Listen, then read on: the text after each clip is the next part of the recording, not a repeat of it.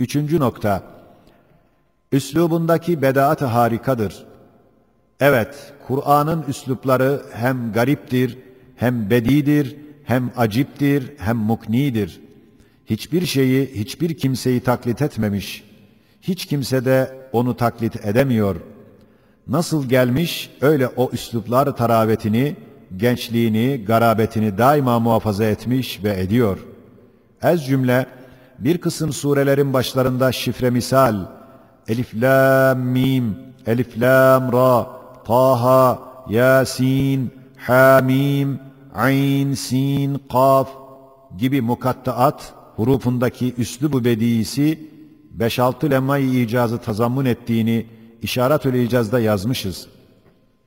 Ez cümle, surelerin başında mezkûr olan hurufatın aksam-ı malumesi olan mechuure, mehmuse, şedide, rahbe, zelaka, kalkale gibi aksam-ı kesiresinden her bir kısmından nısfını almıştır. Kabili taksim olmayan hafifinden nısf-ı ekser, sakilinden nısf-ı ekal olarak bütün aksamını tansif etmiştir. Şu mütedahil ve birbiri içindeki kısımları ve 200 ihtimal içinde mütereddit, yalnız gizli ve fikren bilinmeyecek bir tek yol ile umumu tansif etmek kabil olduğu halde, o yolda, o geniş mesafede sevki kelam etmek, fikri beşerin işi olamaz. Tesadüf hiç karışamaz. İşte bir şifre-i ilahiye olan surelerin başlarındaki huruf, bunun gibi daha 5-6 lem'ay-i icaziyeyi gösterdikleriyle beraber, ilmi esrar-ı huruf ulemasıyla evliyanın muhakkikleri şu mukattaattan çok esrar istihraç etmişler ve öyle hakaik bulmuşlar ki, onlarca şu mukattaat kendi başıyla gayet parlak bir mucizedir. Onların esrarına ehil olmadığımız, hem umuma göz görecek derecede ispat edemediğimiz için o kapıyı açamayız.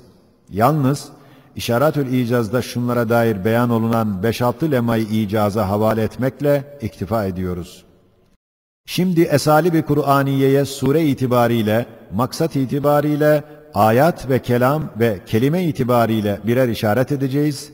Mesela Sure-i Amme'ye dikkat edilse, öyle bir üslubu bedi ile ahireti, haşri, cennet ve cehennemin ahvalini öyle bir tarzda gösteriyor ki, şu dünyadaki ef'al-i ilahiyeyi, asar-ı Rabbaniyeyi, o ahval-i uhreviyeye birer birer bakar, ispat eder gibi kalbi ikna eder. Şu suredeki üslubun izahı uzun olduğundan, yalnız bir iki noktasına işaret ederiz. Şöyle ki, şu surenin başında kıyamet gününü ispat için der, size zemini güzel serilmiş bir beşik, dağları hanenize ve hayatınıza defineli direk, hazineli kazık, sizi birbirini sever, ünsiyet eder çift, geceyi hab-ı rahatınıza örtü, gündüzü meydan-ı maişet, güneşi ışık verici ısındırıcı bir lamba, bulutları ab-ı hayat çeşmesi gibi ondan suyu akıttım. Basit bir sudan bütün erzakınızı taşıyan, bütün çiçekli meyveli muhtelif eşyayı kolay ve az bir zamanda icat ederiz. Öyleyse yevmi fasl olan kıyamet sizi bekliyor. O günü getirmek bize ağır gelemez. İşte bundan sonra kıyamette dağların dağılması, semavatın parçalanması, cehennemin hazırlanması ve cennet ehline bağ ve bostan vermesini gizli bir surette ispatlarına işaret eder. Manen der, madem gözünüz önünde dağ ve zeminde şu işleri yapar, ahirette dahi bunlara benzer işleri yapar. Demek surenin başındaki dağ, kıyametteki dağların haline bakar ve bağ ise ahirde ve ahiretteki hadikaya ve bağa bakar. İşte sair noktaları buna kıyas et, ne kadar güzel ve âli bir üslubu var, gör. Mesela, قُلِ اللّٰهُمَّ مَالِكَ الْمُلْكِ تُؤْتِ الْمُلْكَ مَنْ تَشَاءُ وَتَنْزِعُ الْمُلْكَ مِمَّنْ تَشَاءُ İlâ ahir. Öyle bir üslubu âlide beni beşerdeki şuunat-ı ilahiyeyi ve gece ve gündüzün deveranındaki tecelliyat-ı ilahiyeyi ve senenin mevsimlerinde olan tasarrufat-ı Rabbaniyeyi ve yeryüzünde hayat memat, haşir ve neşri dünyeviyedeki icraat-ı Rabbaniye'yi öyle bir ulvi üslub ile beyan eder ki, ehli dikkatin akıllarını tesir eder. Parlak ve ulvi geniş üslubu, az dikkat ile göründüğü için, şimdilik o hazineyi açmayacağız. Mesela, اِذَا السَّمَاءُ انشَقَّتْ وَاَذِنَتْ لِرَبِّهَا وَحُقَّتْ وَاِذَا الْأَرْضُ مُدَّتْ وَأَلْقَتْ مَا ف۪يهَا وَتَخَلَّتْ وَاَذِنَتْ لِرَبِّهَا وَحُقَّتْ.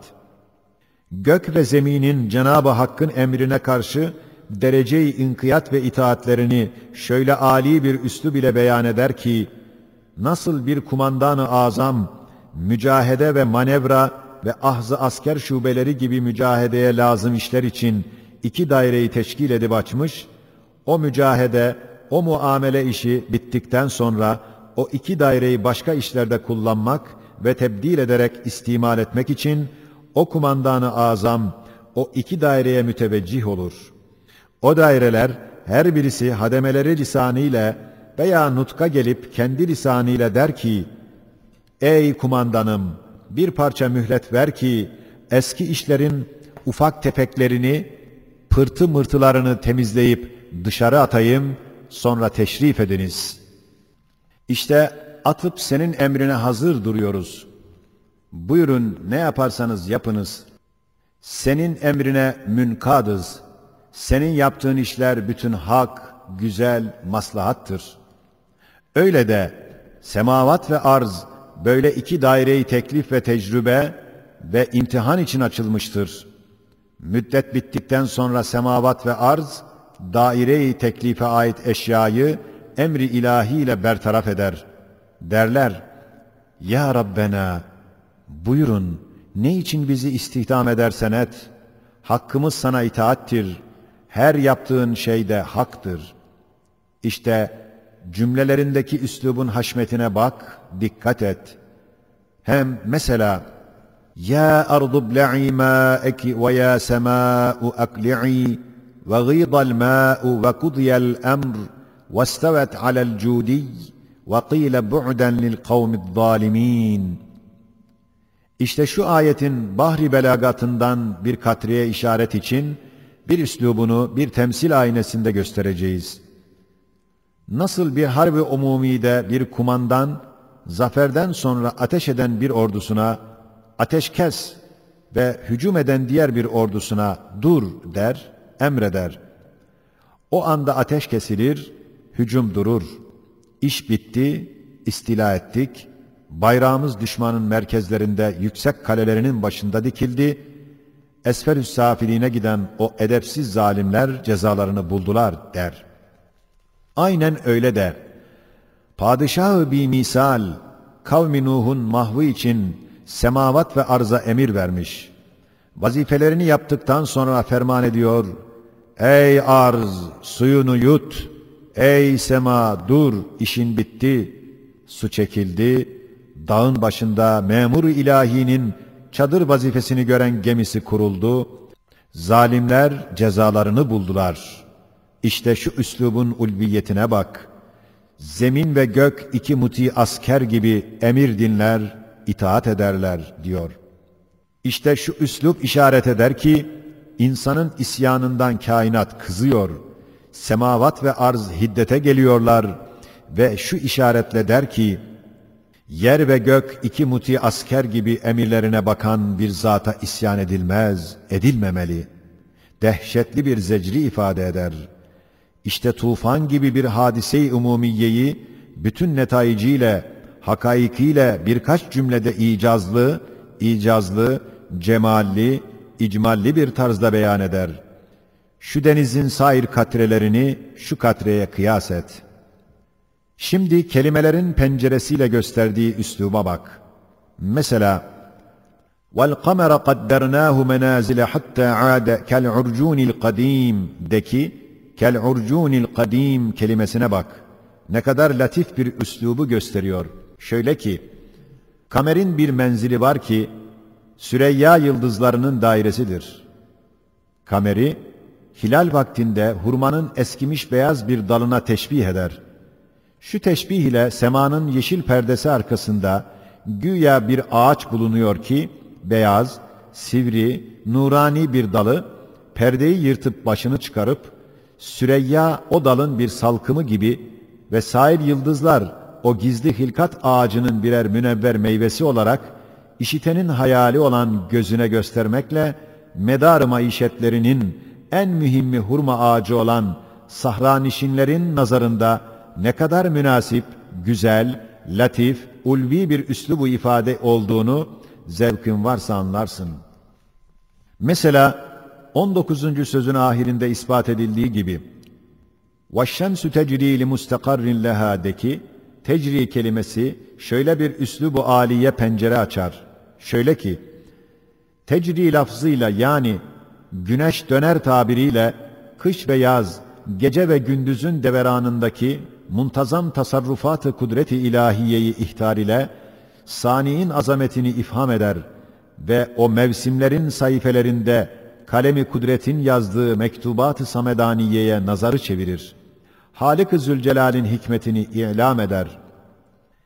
وَجَعَلَ الشَّمْسَ سِرَاجًا yani lamba tabiriyle şöyle bir üsluba pencere açar ki, şu alem bir saray ve içinde olan eşya ise insana ve zihayata ihzar edilmiş müzeyyenat ve mat'umat ve levazımat olduğunu ve güneş dahi musahhar bir mumdar olduğunu ihtar ile sani'in haşmetini ve Halık'ın ihsanını ifham ederek tevhide bir delil gösterir ki, müşriklerin en mühim, en parlak mabut zannettikleri güneş, musahhar bir lamba, camit bir mahluktur.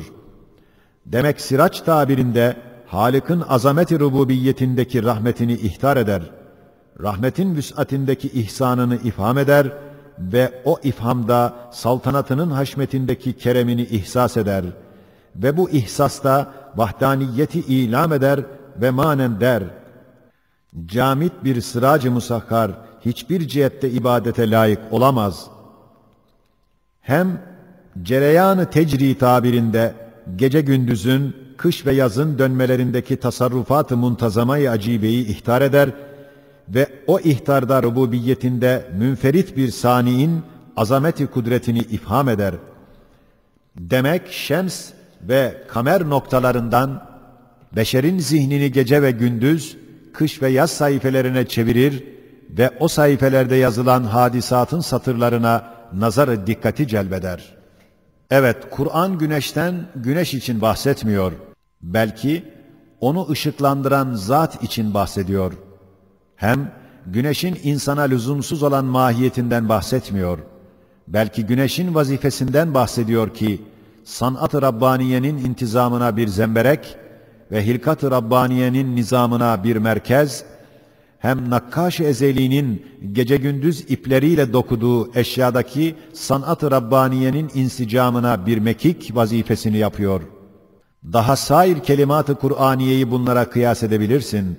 Adeta basit, me'luf birer kelimeyken, latif manaların definelerine birer anahtar vazifesini görüyor. İşte ekseriyetle üslûb-u Kur'an'ın geçen tarzlarda ulvi ve parlak olduğundandır ki, bazen bir bedevi Arap bir tek kelama meftun olur, Müslüman olmadan secdeye giderdi.